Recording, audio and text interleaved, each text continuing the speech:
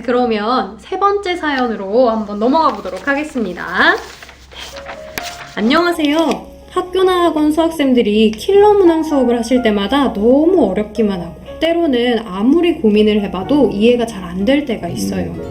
근데 제 실력은 3등급에서 5등급 왔다 갔다 하는 실력인데 그냥 킬러 문항 버리고 현실적으로 2등급 목표로 공부하면 안 되나요? 라고 사연을 보내주셨습니다. 네. 여기에 킬러 문항 공부는 사고력 향상의 필수 요소라는 답변을 써주셨는데요. 또 이 친구의 사연을 가지고 이야기를 좀 해주세요, 선생님. 네.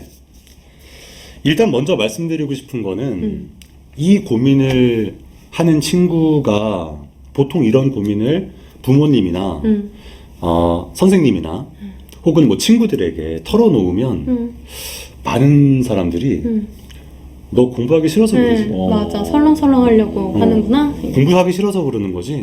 이렇게 반응할 때가 많아요. 근데 저는 이 학생이 얼마나 절실하게 고민하고 있는지를 잘 알고 있습니다. 이 학생은요, 공부하기 싫어서 이러는 게 아니에요. 전혀 그런 게 아니에요. 네, 전혀 그런 마음이 1도 없어요. 이 학생은 열심히 진지하게 공부하는 학생인데 이게 이제 모의고사가 거듭될수록 생각보다 성적이 많이 안 오르는 거예요. 수능은 다가오고 예. 그러면은 본인이 굉장히 막다른 골목에 몰리게 되고 심리적으로 그러니까 이게 어떻게든 내가 살 길을 찾아야겠다. 굉장히 절박한 겁니다. 살 길을 찾는다. 네, 굉장히 절박한 거죠. 그러니까 정말 물에 빠졌을 때 지푸라기 짚는 것처럼 그러면 내가 혹시 킬러 세계를 버리면 혹시 나한테 사실은 더 이득인가? 네, 이런 고민까지 하는 거예요. 네. 만약에 만약에 이 학생한테 누가 그래 너는 킬러 문항 버리고 공부해도 돼 라고 말해주면 그 킬러 문항 버리고 나머지를 엄청나게 열심히 공부할 거예요, 실제로. 네.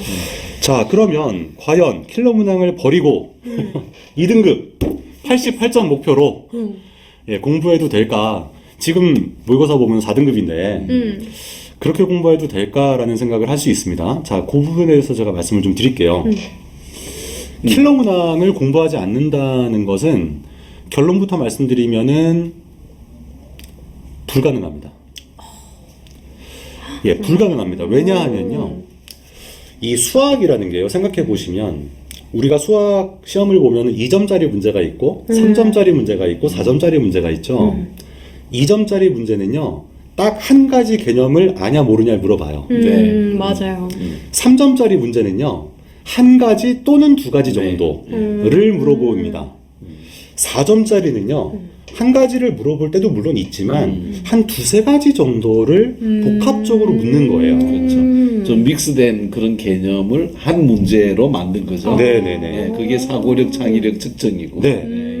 그러니까 만약에 한 세 가지 개념 정도가 복합되어 있는 문제를 학생들이 푼다는 거는 뭐냐면 자기 머릿속에 있는 수학적인 지식들 중에서 이 문제를 푸는데 필요한 것들을 뽑아내서 순서대로 배열하고 네. 그 지식들을 서로 조직한다는 얘기죠. 그렇죠. 네. 체계적 사고력. 체계적 사고력. 맞습니다. 예. 체계적 사고력이라 부르는 바로 그것이 우리가 수학 문제를 풀 때 핵심적으로 중요한 건데요. 그러면 그런 체계적 사고력이라는 건 방금 말씀드린 것처럼 단일한 개념을 반복 학습하는 것보다는 난이도가 높은 문제의 풀이를 충분히 음미하고 반복하면서 여러 가지 그 수학적 지식들이 어떤 순서로 조직되는가 그런 것을 경험해 볼 수 있는 굉장히 중요한 기회죠. 예, 알겠어요. 네. 그러면은 예를 들어 여러분들 수업 시간에 학교든 학원이든 자, 이번 모의고사 30번 풀이 많이들 보셨을 겁니다. 30번은 무척 어렵죠. 맞아요. 풀이가 되게 깁니다. 그런데 선생님들이 보면은 어떤 식으로 수업을 많이 하시냐면 자, 30번 시작 이렇게 안 하고요. 30번 문제를 풀기 전에 30번 문제에서 사용되는 개념들을 한 세 가지 정도 먼저 정리해 볼까? 그래서 그 세 가지 개념들을 좀 정리를 해요. 그 다음에 그 지식들을 활용해서 문제를 쭉 해설하시는 경우가 많습니다. 네, 네. 저도 킬러 문항을 해설할 때는 항상 그렇게 하려고 노력을 하고요. 그리고 그 훌륭한 선생님들일수록 그것에 능해요, 보면은. 네네네. 그러니까 네. 거기에 섞여 있는 복합적인 개념의 한 가지 중에 좀 체계화 시킬 필요가 있는 것들을 뽑아내시는군요. 네. 그러니까 사실은 그 과정을 처음부터 끝까지 학생들이 주의 깊게 경청한다면 여러 가지 수학적인 지식들을 어떤 순서로 배열하는지 어떻게 뽑아내고 어떻게 사용하는지를 느낄 수 있는 굉장히 좋은 공부의 기회입니다.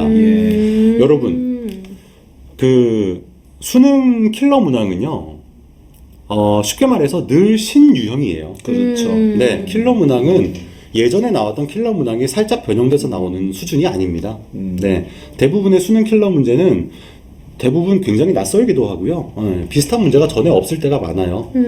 따라서 그 새로운 그 기존의 기출 문제에서 킬러 문항을 공부하는 목적이 올해 수능에 나올 킬러 문항이랑 비슷할 수 있기 때문이 아닌 겁니다. 그렇게 오해하실 필요 없어요.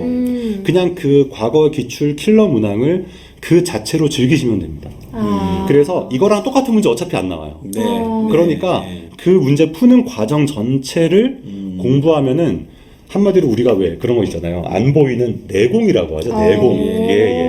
눈에 딱 보이진 않지만 뭔가 이 정신세계 깊숙한 곳에서 뭔가 내공이 조금씩 차곡차곡 쌓여나가는 저는 그렇게 생각합니다. 그래서 말씀 들으면서 제가 두 가지가 떠올랐어요. 네. 하나는 블라인드 포인트라고 하는 그 학습 인지론에서 말하는 이론이 있어요.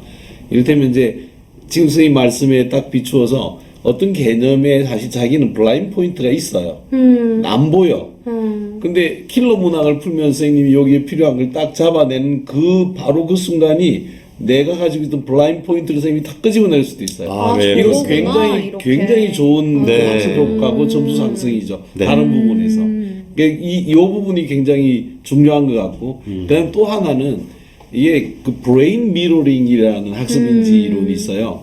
그 선생님 수업을 경청하다 보면 그 선생님의 사고 과정, 판단, 문제의 해법 이런 것들이 뇌 작용으로 일어나잖아요. 우리가 그 얘기를 아주 열심히 주의 깊게 들으면 닮아가요. 그분의 뇌파를 읽는다고 그래요. 그러니까 그대로 거울 비추듯이. 그리고 자꾸 그렇게 훈련이 돼가면 그 선생님의 사고 과정을 내가 전혀 새로운 문제 유형에 적용할 수 있는 거예요. 내가 닮아서. 네. 그 두 가지가 생각이 나요, 선생님 말씀에. 네. 저도 이 비슷한 얘기를 수업 시간에 학생들과 많이 나누는데요. 뭐냐면 그래요. 학생들이 이제 제 수업을 뭐 우리 학원 같은 경우는 1년 동안 수백 시간을 듣게 돼요. 그렇죠. 네, 제 수업만 세봐도 수백 시간을 듣게 되는데 굉장히 많은 시간이죠. 예, 굉장히 많은 시간인데 그 수백 시간 동안 선생님을 계속 바라보면서 물론 그 내용을 전달받고 어떤 문제 풀이 방법을 전수받죠. 그건 물론 1차적인 수업의 목표입니다. 하지만 근본적으로 더 중요한 게 뭐냐면 자기도 모르게 하도 많이 보다 보니까 저절로. 그 선생님을 조금씩 닮아가는 거예요. 맞아요. 예, 그렇죠. 그 자기도 모르게 마치 친한 친구 말투 담듯이 맞아. 예. 일상생활에도 벌어지더라고요. 맞아요. 어떤 문제를 읽었을 때 그 선생님은 이런 문제 보면은 꼭 이렇게 시작하더라 뭐 이런 거 있잖아요. 네. 저 친구는 요걸 요렇게 생각할 거야. 네네네. 그런 거 방금 아까 말씀하셨던 그 미러링. 그래서 약간 그런 부분도 굉장히 중요하다. 그래서 항상 여러분들이 수업을 들으실 때는 저건 내가 아는 거니까 듣고 저 부분은 내가 아는 거니까 안 듣고 저건 내가 좀 어려운 거니까 듣고 이렇게 선택적으로 수업을 듣는 경우도 많이 있어요. 그런데 되도록이면 선생님 수업은 쭉 경청하시는 게 좋습니다. 그래서 그 선생님을 좀 닮아가겠다. 중요하죠. 네네. 어떤 제가 상담할 때 이렇게 어떤 학생들이 수학에 대한 얘기를 하면 우리 수학생님들은 천재 같아요. 이런 말을 많이 해요. 맞아요. 자기는 도저히 생각하지 못했던 걸 선생님은 그냥 너무 쉽게 끄집어내서 푼다는 거예요. 근데 제가 그때 그런 말을 많이 해요. 그러니까 그 선생님 사고 과정을 네가 배워라. 따라가라. 그럼 똑같이 나중에 담는다. 수능 때 발휘하면 되지 않겠냐고. 맞습니다. 우리 학원 선생님들은 또 학생들한테 천재라는 얘기 참 많이 듣는 것 같아요. 맞습니다. 맞아요. 예. 네, 또 우리 천재 선생님 중에 한 분을 어우, 옆에 그렇죠. 뵙게 돼서 영광입니다. 아, 네. 천재죠. 아유.